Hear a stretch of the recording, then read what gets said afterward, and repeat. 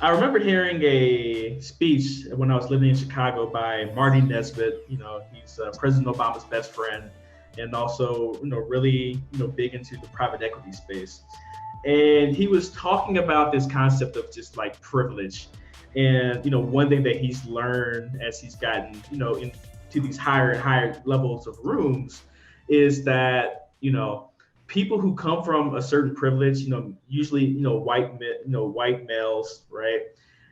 They no matter who you are, who they are, they feel like they own the room, right? That's something he stated. He said, they feel like they own the room. They feel like, or they think that they deserve everything that comes to them, while we are always struggling to determine or to just, overcome this concept of us having this imposter syndrome, like we don't belong here, like everyone is smarter than us, everyone is just more successful than us. And I see that happen a lot with, people even in my peer group, as well. So what would you say to someone who feels like they are, as they are, increasing in their positions like you were and everything like that? What would you say to them if they feel like they are imposters in those new rooms? I would say many things. One, I would say you deserve to be in any room you are in, but I also would say diversify your network, right? Because there's something to be learned from that. If you're constantly around a certain group of people that maybe is coming from a different background and that background has led them to feel entitled or to feel privileged, I would want to, instead of just distancing myself from that, I'd want to know, how do I embody that? And if I can be around it more often, then maybe there's something that will help me figure out how to embody that quality and that characteristic for myself.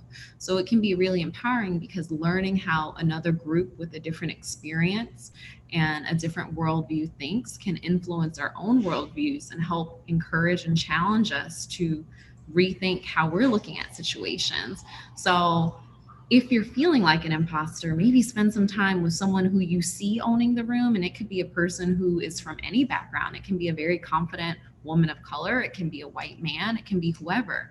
But I would want to know, I see that person owning the room. What is it that gives them the confidence and the ability to do that? And how can I embrace those same characteristics so I'm also able to own that room? Sometimes we get in that imposter syndrome mode and we think, oh, I don't have what it takes. Let me go talk to other people that feel like they don't have what it takes. And we'll just sit here and talk about it amongst ourselves. And we don't always grow from that. We tend to grow more when we push and challenge ourselves to learn from folks that have a different experience. So there's something to be said about diversifying our networks and reaching out to people we see who are owning that room and owning that their presence and their space. And that could be a person from any background. Right. I want to touch on that concept here in a second about the diversification of your network. I wanted to start, or I just want to touch on that. Can you talk about how that? Or background, they may think I can't take on a certain challenge or I can't take on a certain responsibility. And it may not be that they don't believe in me, but they're used to seeing me in that light. So they have their own evidence that proves in their minds I'm only capable of X. So when we expose ourselves to new people and we expand our networks, what we're doing is allowing other people who are new to us and maybe have a different context of experience with us to have a new understanding about our potential. So there's a growth opportunity that comes with expanding your network and bringing new people into it that may not have seen you in the context of how you used to be. And maybe there's been a growth that's happened. Maybe you've had coaching, maybe you've gone through an educational program or some upskilling of your in trainings. Whatever the case might be, there might be changes in you that new members of your network are able to recognize that sometimes can be more of a challenge for members of your past network. So it's not necessarily take one away, but we should always be thinking about adding, right? Because there's advantages that come with the networks that we have that are our legacy networks, our friends or family from a long time. They can see certain awarenesses, they have certain lenses that are helpful, but we should also think about growing and adding to that constantly.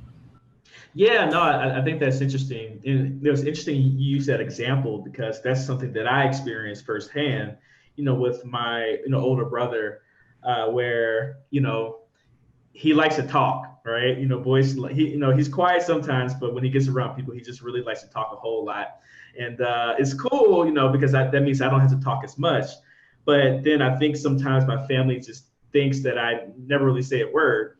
But it's because I guess my actions transform, when I'm in family settings versus when I'm in some other type of business setting, where I'm usually more solidly dominant in terms of a conversation a lot of times, right? And if I never expanded my network beyond just my close family, I wouldn't know what I was even capable of because all I would have even known was that one particular dynamic that I had with my family, and not necessarily know all the different things that I could accomplish as well.